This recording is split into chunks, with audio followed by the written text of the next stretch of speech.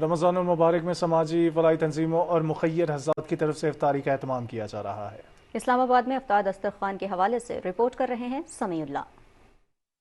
اسلام آباد میں مختلف مقامات پر مخیر حضرات اور فلاحی اداروں کی جانب سے روزے داروں کے لیے افطار دسترخوانوں کا اہتمام کیا جا رہا ہے۔ بری امام ہاؤس اسلام آباد میں سجے افطار دسترخوان پر کسی تفریق کے بغیر افطار اور کھانا کھلایا جا رہا ہے۔ میں لاہور سے آیا ہوں، مجھے آ کے بڑی خوشی ہوئی ہے اور ماشاءاللہ لنگر کھایا۔ اس درگاہ پہ جتنے بھی مساکین ہیں سارے آتے ہیں، بڑے عزت و احترام کے ساتھ لنگر دیا جاتا ہے۔ افطاری کا انتظام کرنے والوں کا کہنا ہے کہ وہ یہ کام صرف اللہ کی رضا کے لیے کر رہے ہیں۔ سینکڑوں لوگ ہوتے ہیں، ہم نے اس کو گنا نہیں ہے، پرزنٹیشن ہوتا ہے، جو اللہ کی مخلوق آ جائے تو جو اللہ نے ہمیں عطا کیا اس کے مطابق ان کو ہم فیسیلیٹیٹ کرتے ہیں۔ ادھر بیٹھ کے ہر چیز ان کو پرووائڈ ہوتی ہے، کسی کو اٹھنا نہیں پڑتا، کسی کے ساتھ یہ کوئی بھاگ دوڑ نہیں کرنی پڑتی، ہم خود کرتے ہیں، سرو ہمیں اچھا لگتا ہے عوام کی خدمت کرنا۔ حضور صلی اللہ علیہ وآلہ وسلم کا ارشاد ہے، جس نے کسی روزے دار کو افطاری کروائی اسے بھی اتنا اجر و ثواب حاصل ہوگا جتنا کہ روزے دار کو، جبکہ روزے دار کے اجر و ثواب میں کوئی کمی نہیں ہوگی۔ افطار دسترخوان پر افطاری کے ساتھ نماز مغرب کی ادائیگی کا بھی اہتمام کیا گیا۔ روزہ ایک ایسی عبادت ہے جو نہ صرف صبر اور تقوی کا باعث ہے بلکہ معاشرے کے تمام طبقوں کو ساتھ لے کر چلنے کا درس دیتا ہے۔